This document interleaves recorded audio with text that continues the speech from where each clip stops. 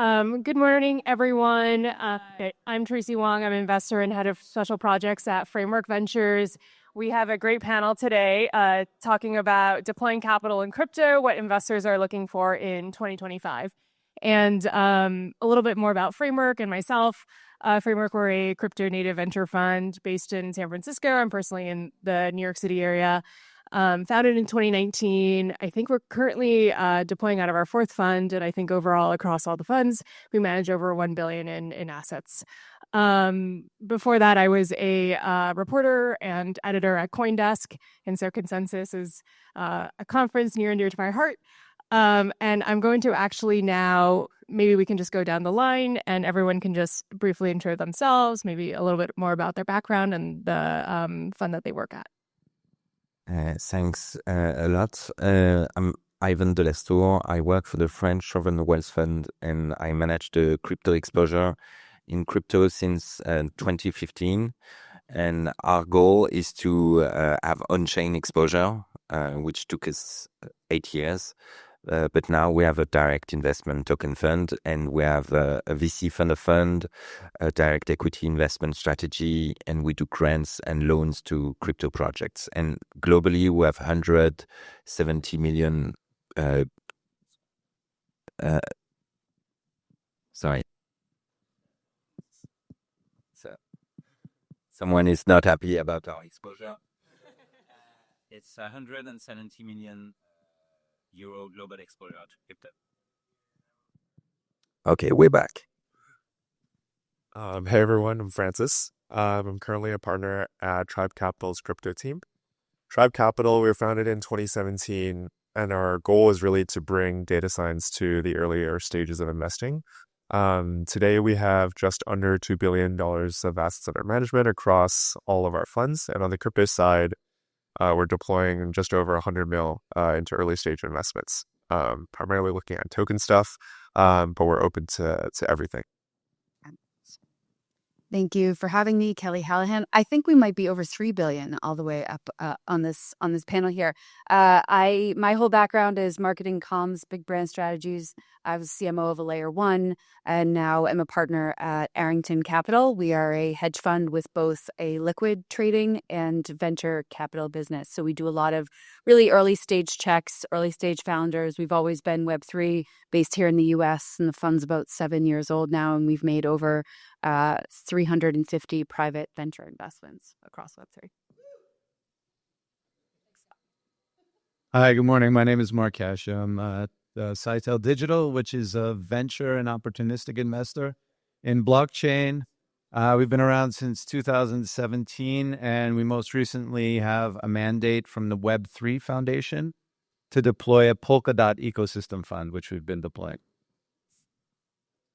All right. Let's kick things off with kind of a vibe check. What does the market feel like right now in venture? Feel free to talk about, on the liquid side, venture side. Are people feeling bearish, bullish, opportunistic, cautious? Maybe we'll start with you, Ivan, and go down the line. So we're pretty bullish, but we have to be disciplined because your best friend and best enemy is Bitcoin. The question of a VC is, can you overperform a passive Bitcoin exposure? But beside that, I think everything is green light again. You have a lot of narratives gaining up tractions. So pretty excited about this time. Yeah, I think we're in a pretty interesting moment for venture investing. If you look at the data on the retail side, you go on chain, the wallet count and the transaction counts are not the most interesting right now. It seems like retail's still lagging a little bit behind, but we are seeing pretty much, I would call it all-time highs in terms of institutional interest, which paints a really interesting image for venture because you don't have all the hype and potentially bad press associated with typical bull runs, but there's so much adoption kind of happening behind the scenes, so many people starting to be interested in it, that projects are starting to gain a lot of traction kind of in the shadows. And I think that's a really good environment to invest as a venture investor. I think for all the reasons that have been said, we're supposed to be very bullish and very opportunistic. I think it's still a little unfortunate that while there has been, people have published the stats on how much Solana and Bitcoin have been added to treasuries in the past like 4 or 5 weeks, and it's monumental amounts of money. But I think we forget how small that is in comparison to the rest of the world. And I know I'm coming off of being last week. I don't know if anybody else was in LA for Milken Conference and some of this other stuff going on out there. And it's amazing to me how many traditional institutions still want nothing to do with crypto. It's amazing to me of some of the amazing events that bring together the intersection of traditional finance and crypto. They haven't massively grown with the sentiment that I think we all feel and the shift we all feel, especially if you look at the regulatory environment, if you look at the amount coming in here, if you look at the fact that it's okay that I tell my family I'm in crypto and they don't frown upon me anymore. I think that's all great. But I think there's still a lot more work to be done on the education side to sort of educate people on the basics and why. So I think very bullish, very excited. Personally, I still love the space. I think it's fabulous, the fabulous place to be. There's nowhere else I'd rather be. I think it's unfortunate and a miss that we haven't brought more and more people in, and we should have by this point. I'm personally very excited from what we're seeing now is, crypto has been around long enough to have the concept of something will eventually create value. And now we're seeing value creation where having a blockchain component makes a company better and more competitive. What is a killer use case for crypto? So stablecoins, of course. Payments and all of that. But the real killer use case until now has been speculation based on what can be. And I think the recent meme coin bubble has taken the air out of that, and hopefully for good, because there's no value creation at the end of that, and will no longer be crowding out worthy things that are viable long term. It sounds like most people are pretty bullish. There's a panel of VCs, but digging a little deeper into that, what specifically are you bullish in? Where are you deploying your capital? What subsectors or individual projects? And yeah, I guess we'll start with you, Francis, and kind of go around. Yeah, sure. I think rather than going down specific subsectors, there's a specific thesis that we're trying to really double down on, and it's finding businesses that have more uncorrelated revenues or business models to overall crypto. So while in last cycle we spent a lot of time looking at like very crypto native applications, stuff that improve protocols, infrastructure that makes it easier for builders to build, this cycle we've been spending quite a bit of time looking into things that are able to weather cycles, that don't lose 90% of their volume once Bitcoin drops like 30 or 40%. And a lot of these tend to look like Web2 businesses that have better ways of integrating Web3 than we've seen in past cycles. And so that's I'd say where we are spending our time. Concretely, that looks like subsectors like DeepIn, like the people that provide services for AI, Web2 AI companies, and industries like that. Yeah, we lead founders first, so we're just looking at really, really strong teams that can be really flexible and agile, because you still need that in Web3. At Arrington, we have the ability to do anything, so we have done gaming, infrastructure, DeepIn, DeFi, and even more traditional stuff like the DeFi Development Corp or Nakamoto earlier this week. And so I think for me personally, it comes down to the team. We've had amazing teams over the past 4 or 5 years that have pivoted drastically. We've got one who was doing an NFT marketplace and is now doing AI agent to AI agent payments. So to be able to be agile and pivot like that, I'll give a shout out to just sort of founding teams and being able to understand the space and the real world and how that works. So we're looking at, as mentioned before, like DeepIn is very interesting because it has real revenues attached to it. And what we see as the lowest hanging fruit from our perspective is a digitally native sort of company that gets a competitive edge in competitive markets because they have a blockchain component.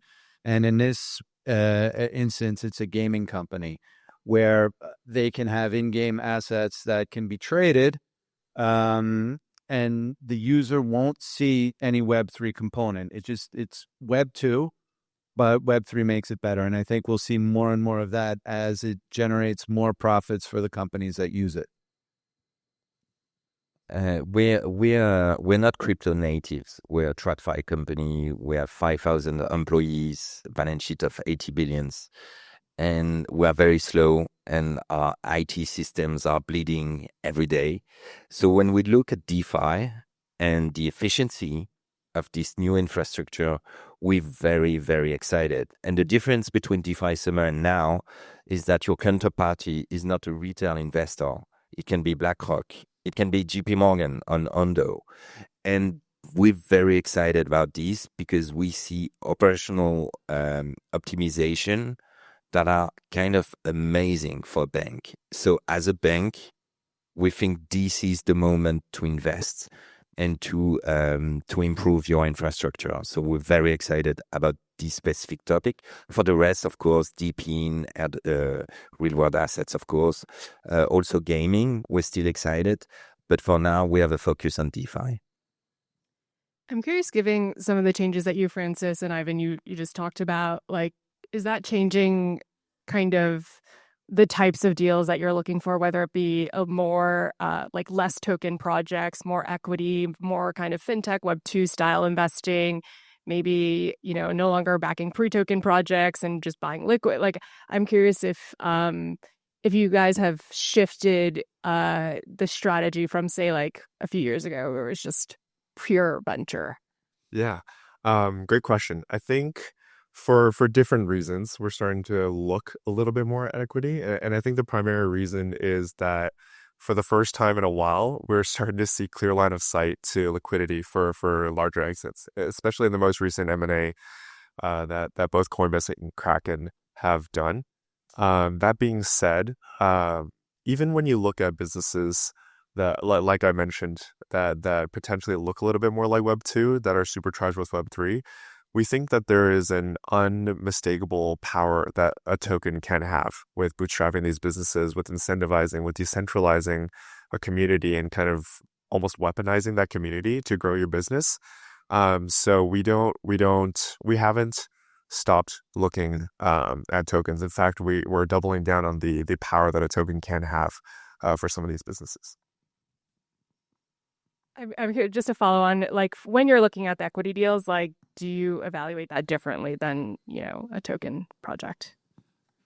I'd say, given that we are a very data science focused fund, we try to evaluate all the companies the same way. Now, it brings up really interesting questions because in Web3, when value accrual is not exactly the same as in Web2, you have to rely on different metrics. In Web2, you know, there's very established metrics of what valuation might be based off of. You look at revenue, look at PE ratios. In Web3, when value doesn't quite accrue to the foundation, when the token starts to have governance components or immediate utility components, you have to rethink what metrics you do rely on. But I think the core stuff, like the growth rate of the business, the retention of the users, we value it the same way. We have quite a different approach, as we have a book of 3 billion euros of European equity investments, VC, which is quite illiquid. So if you're a buyer, happy to talk. And everybody is saying you have secondaries, but the secondary market, you have 3 buyers in the world and everybody knows each other. So it's not a real market. So having the occasion to have a liquidity event in 3 to 4 years is amazing. So we really are learning on the token side of things. We know we are late to the party, but we think it can be a solution, as the ultimate vision is that security tokens and utility tokens will merge at some point. We don't know when, otherwise we would do prop trading. But this is why we are very confident to work on this.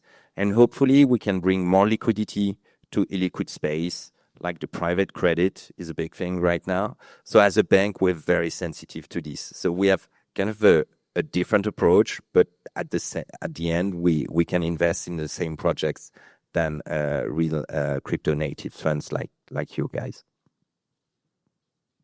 Yeah, we're still doing both. And same thing on the token. It's more crypto native. It's with the decentralized ethos, and in many cases, it makes a lot of sense. Yeah, we're willing to do both as well. It really depends on where the value capture is and the alignment with the team, right? So if somebody's just selling you tokens, but they don't have them themselves, then probably it's not as attractive, just like very simply. Maybe let's talk a little bit more about where venture is headed in terms of like dollars raised and dollars deployed. I think usually fundraising lags the crypto market by maybe a year. It's like, 2022, great year for venture funds, and then 2023, and like not as good. Curious to hear, one, if you think, venture capital, crypto venture capital is harder today than it was in previous years in terms of just fund returns, investment opportunities, and two, how you think that will impact venture dollars being deployed in the next, say, 5 years. So the fund raised today, they will deploy over the next few years. So curious, kind of like the relative outlook compared to the past. Maybe we can start with you, Keli, and then kind of loop around.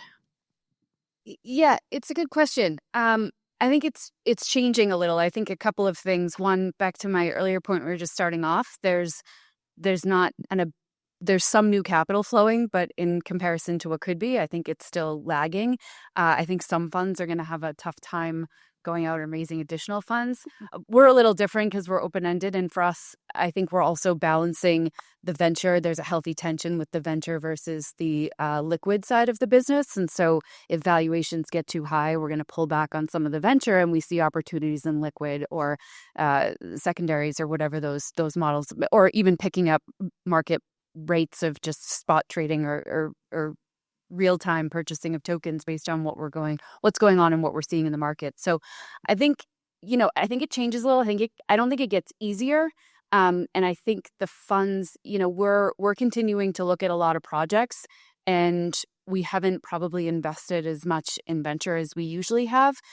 There's nothing that's, it has to be really compelling, and the bar has to be really high right now. There's some valuations that are a little bit high, and that comes into play. And so when you look at all of these things, I think venture capital will still come into crypto. There's still excellent founders. That model will still exist, but I think it changes and shifts a little bit, and I don't think it makes it easier for anyone moving forward.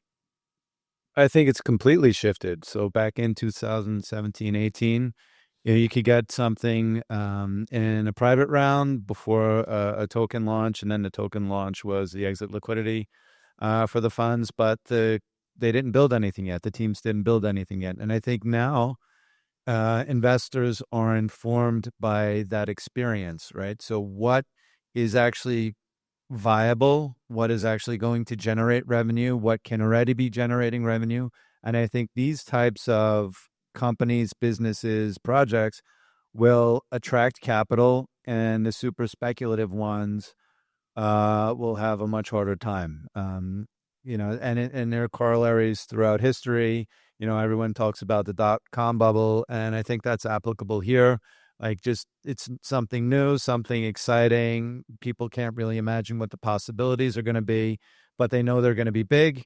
And now we're at the point where they're getting refined. So, okay, this works. So let's look more at that. So like stable coins, for example, DePIN, DeFi certainly works, and DeFi is very important. And then some things which looked exciting haven't really been able to generate meaningful business cases, and those will be much more difficult. Yes, I won't do the LinkedIn post that Silicon Valley VCs are not VCs anymore. There's a huge debate right now about this. The good news is that crypto is apart from this. The fundraising is not that bad compared to some classic VC fundraising cycle. And there are still many questions. And I think it's great because it brings uncertainty and opportunity and risk and possible returns. So we still don't know how to figure things completely, but that's great and exciting because there is a possibility of upsides. One classic VC deals for a B2B SaaS thing the party is kind of not over. You can make money, but you don't have that much certainty. The figures, the metrics are kind of stable. So I prefer crypto personally. I am in the camp that believes that I think venture funding will increase in the next 5 years, and I think it's not because the existing funds will just go and double and triple the amount of money they raise and continue to grow. I actually think it actually touches on something you mentioned earlier, Kelly, about how the stigma around crypto overall has been decreasing. I'm starting to see a lot of my Web2 venture friends, the guys that have only looked at fintech their whole lives, or the guys that have only been looking at AI deals their whole lives, start to look at crypto X AI, crypto-powered fintech as normal fintech and AI deals. And as these guys start coming in and start evaluating them as just another deal on their desk, we're going to see a lot of them coming in and boosting the overall funding amount, which gets me both excited and nervous because it's more funding, potentially higher valuations around the board. Do you think it gets grayer between what's just crypto and then crypto with like all the other things with some crypto sprinkled in? No, absolutely. I think we're both encroaching on each other's territories depending on which perspective you're in. Maybe I'm biased, but I still think that the crypto native people will have a large edge when it comes to managing tokens, giving advice. I don't know. I don't know if I think when I was sorry, like I don't know if they Web3 only, right? And some of that branches out and expands. I think it's different, two different kind of tracks. Yeah, I think, like Web2 funds, they always like, when the price starts going up, they come back, and then I think and they have a lot of capital to deploy. Let's see. What advice do you have for founders looking to raise capital right now? Maybe we'll start with you, Mark. Yeah, right now you have to be on point. If you want to raise capital, it's different than it was previously, where you could have, a PowerPoint and a white paper and an idea. Now it has to be much more developed, much more compelling, because of the industry is at the point now where that's what's necessary to drive your business forward and to get people convinced that you have something viable. Yeah, the bar is high, and be realistic with what you need and when you're going to do it and how reliable you're going to be in meeting those coming milestones. But I think, the advice is just be realistic. We've had existing founders that want to do up rounds, and they come to me with big, massive numbers of what they're looking for valuation.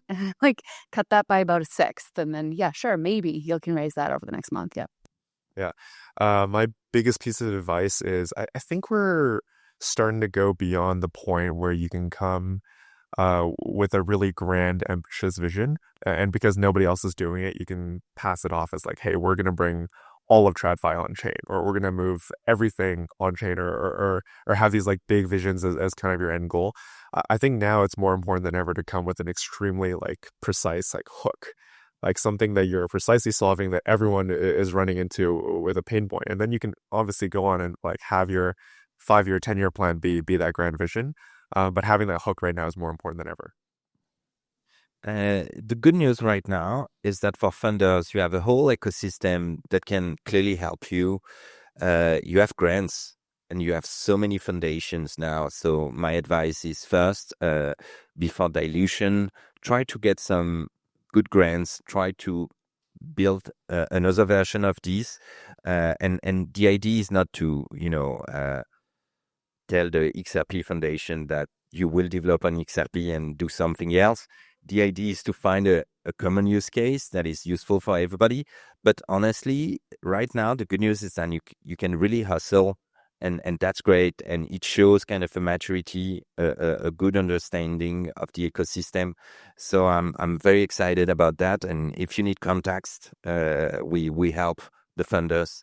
If it's too early, to discuss with some foundations to get stronger fundamentals. So this is the last question. I think we have 2 more minutes left. What is like your most contrarian thesis or opinion? Maybe we'll start with you, Mark, and go down the line again. Yeah, I think I'm not sure it's contrarian or not, but really what we're looking for are things that have a very clear path to value creation and revenue generation. So old school, it's been around. It has absolutely not been what has been driving crypto for the last years. I think that's going to turn quickly. We don't do much in the DPIN space because we don't see the value accrual. So I think DPIN's a great area. We've made 1 or 2 investments, but I think the bar is even higher on DPIN, and it's going to be that's going to be like a weird area for the next couple of years. Yeah. I think one contrarian take I have is people cut too much slack in Web3 for retention metrics. I think at the end of the day, we're still building businesses. Users still retain if they like the products. I've heard a lot of people talk about how, on-chain metrics are a little bit different. You have a lot of bots. You might switch wallets, and then you can't find the right user, so you can't measure retention properly. I think even with all of that in mind, we cut too much slack in that regard, and we should hold them to a higher standard when it comes to stuff like retention. I did, like many people, the mistake of 2021, 2022 about Web3 gaming. And I think the day I won't believe in it, a huge Web3 game will come out. And I expect this day, secretly. Okay, maybe I'll share my contrarian take. Okay, my most contrarian take is that regulatory clarity will be negative for crypto venture returns in the long run. All right, let's give our panelists a big round of applause. Let's go.